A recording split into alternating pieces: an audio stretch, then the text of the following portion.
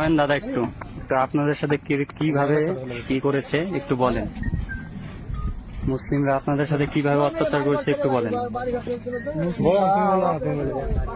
মুসলিমরা আমাদের উপর খুব অত্যাচার করছে, প্রচুর অত্যাচার, মানে এত অত্যাচার থামায় না। বাড়ি ঘর সব পুড়িয়ে দিচ্ছে, আগুন লেগে দিচ্ছে। একটু একটু করছে আর সত্যি স্যার দেখা দিচ্ছে, ওরা মারধর করে কাটে ফেল দিচ্ছে। পুলিশ প্রশাসন আসছে, মাঝে মধ্যে সে পালিয়ে যাচ্ছে। পুলিশ সবাইকে তাড়িয়ে দিচ্ছে, বাড়ি ঘর সব আগুন লাগিয়ে পুড়িয়ে দিয়েছে। কিছু নাই বাড়ি ঘরে, থাকার মতন জায়গাও নেই, এমন অবস্থা করেছে আমার। আপনার বাড়ি? বাড়ি হয়েছে বেদবোনা। আপনারা বসেন, ঠিক আছে।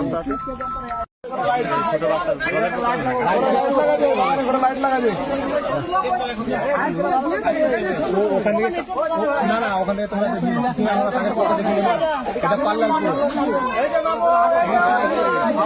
কোনো ভয় নাই, বসেন এখানে, কোনো মানে কোনো মানে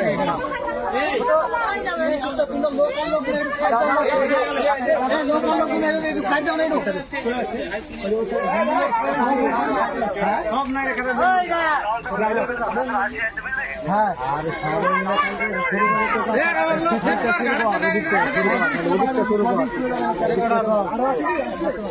ঠিক আছে।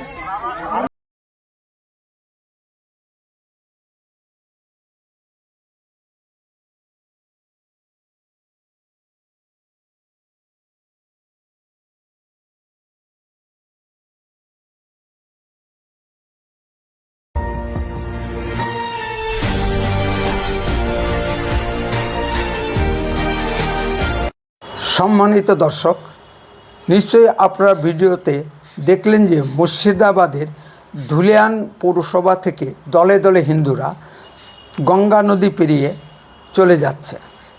গঙ্গা নদীর উত্তর পারে মালদা জেলার কালিয়াচক ব্লক এবং দক্ষিণ পারে ধুলিয়ান পৌরসভা। ধুলিয়ান থেকে মানুষ নৌকা করে গঙ্গা পেরিয়ে মালদার কালিয়াচক ব্লকে আশ্রয় নিচ্ছে।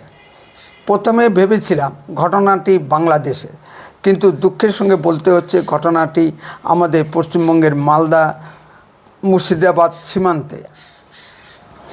বাংলাদেশের মতো সেখানে আইন প্রশাসন বলতে কিছু নেই। তোষণ করতে করতে পুলিশ দলদাসে পরিণত হয়েছে।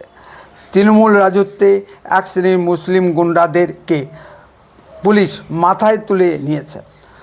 ওই সম্প্রদায়ের সমাজবিরোধীদের কোনো অপকর্ম পুলিশ দেখতে পায় না। আরও ভয়ে পুলিশ চোখের তলায় লুকিয়ে পড়ে। ফলে মুসলিম জিহাদি সমাজবিরোধীদের বারবারন্ত চূড়ান্ত পর্যায়ে তারা পুলিশের উপর আক্রমণ চালিয়েছে, পুলিশের গাড়ি জ্বালিয়ে দিয়েছে, পুলিশকে মেরে হাসপাতালে পাঠিয়ে দিয়েছে।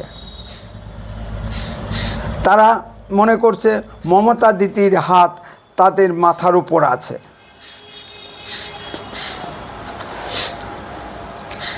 তারা কোনো কিছুকেই পরোয়া করছে না। তারা এখন বিএসএফ ও কেন্দ্রীয় বাহিনীর উপর হামলা করতে চেষ্টা করছে এবং বিএসএফের গাড়ি ভাঙচুর করেছে। বাংলাদেশ থেকে প্রচুর জিহাদি মুসলমান লুটপাটের জন্য উন্মুক্ত সীমান্ত দিয়ে মালদা মুর্শিদাবাদে ঢুকে গেছে। ফলে সাম্প্রদায়িক দাঙ্গা নিয়ন্ত্রণে আনা যাচ্ছে না। হিন্দুর দেশে হিন্দুরা শরণার্থী, ঠিক কাশ্মীরে পণ্ডিতদের মতো। মালদা মুর্শিদাবাদ হিন্দু শূন্য করার ভয়ঙ্কর ষড়যন্ত্র চলছে। বাংলাদেশ থেকে একাধারে পালিয়ে এসেছেন, এখন পশ্চিমবঙ্গ থেকেও পালাতে হচ্ছে।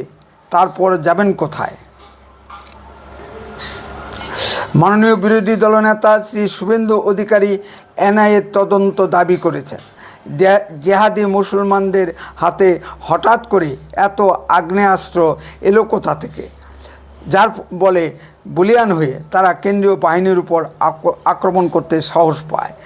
কিছুদিন আগে মাননীয় মমতা ব্যানার্জি পুলিশকে সব অবৈধ আগ্নেয়াস্ত্র উদ্ধার করতে নির্দেশ দিয়েছিলেন। পুলিশ কেমন আগ্নেয়াস্ত্র উদ্ধার করেছে সে তো বোঝাই যাচ্ছে। মমতা ব্যানার্জির রাজত্বে সারা পশ্চিমবঙ্গ বড়দের স্তূপের উপর দাঁড়িয়ে আছে। এ অভিযোগ বিরোধীরা বারবার করেছেন। মাননীয় মমতা ব্যানার্জি কর্ণপাত করেননি। কেন্দ্রীয় বাহিনী যেই একটু পরিস্থিতি নিয়ন্ত্রণে নিয়ে আসছে, অমনি রাজ্য পুলিশ কেন্দ্রীয় বাহিনীকে কাজ করতে দিচ্ছে না। রাজ্য পুলিশ চায় যেভাবে পঞ্চায়েত নির্বাচনের সময় কেন্দ্রীয় বাহিনীকে বসিয়ে রাখা হয়েছিল, ঠিক সেভাবেই চায় রাজ্য পুলিশ। এই দাঙ্গা মমতা সরকারের পরিকল্পিত দাঙ্গা। মমতা সরকারের চাকরি বিক্রি সংক্রান্ত দুর্নীতি থেকে মানুষের দৃষ্টি ঘোরানোর জন্য এই দাঙ্গা সৃষ্টি করা হয়েছে। কেন্দ্রীয় সরকারের ওয়াকফ বিল পাস অছিলা মাত্র সুপ্রিম কোর্টে 26,000 শিক্ষকের চাকরি বাতিল।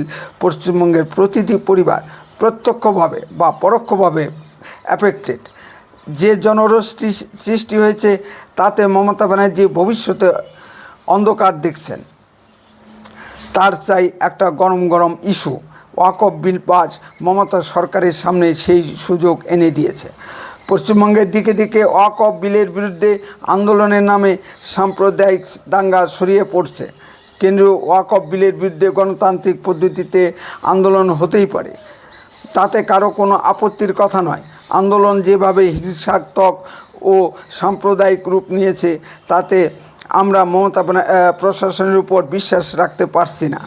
অবিভক্ত বাংলার মুখ্যমন্ত্রী সোহরাবুদ্দির মতো মমতা ব্যানার্জি পুলিশকে নিষ্ক্রিয় করে রেখেছেন।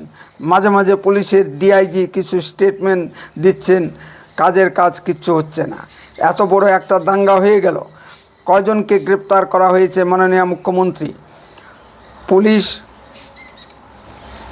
মানুষের জানমালের নিরাপত্তা দিতে ব্যর্থ। কলকাতা হাইকোর্টের নির্দেশে সেই কেন্দ্রীয় বাহিনীকেই ডাকতে হলো। তাহলে মমতা ব্যানার্জির সরকারে থাকার প্রয়োজনীয়তা কী? অবিলম্বে মমতা সরকারের বিদায় জরুরি। 30% ভোটের বলে যদি মমতা সরকার এত বলীয়ান হয়, তবে 70% হিন্দু ভোট ঐক্যবদ্ধ হলে কি হতে পারে? হিন্দুরা একটু ভেবে দেখেছেন কি? উত্তরে কণ্ঠ সর্বদাই বাস্তব ও সত্য কথা বলে। আরও এই ধরনের ভিডিও পেতে দয়া করে এক্ষুনি চ্যানেলটিকে সাবস্ক্রাইব করুন। আপনার মূল্যবান মতামত কমেন্টে লিখুন। যদি ভিডিওটি ভালো লেগে থাকে তাহলে অন্ততপক্ষে 10 জনের মধ্যে ভিডিওটি শেয়ার করুন। উত্তরে কণ্ঠ দেশের কথা বলে, দশের কথা বলে। আপনারা চোখ রাখুন উত্তরে কণ্ঠের পর্দায়। আপনার অঞ্চলে ঘটা কোনো ঘটনার ভিডিও সরাসরি এই হোয়াটসঅ্যাপ নাম্বারে পাঠান। গুরুত্ব বুঝে আমরা তা প্রচার করব। বন্দে মাতরম। ভারত মাতা কি জয়।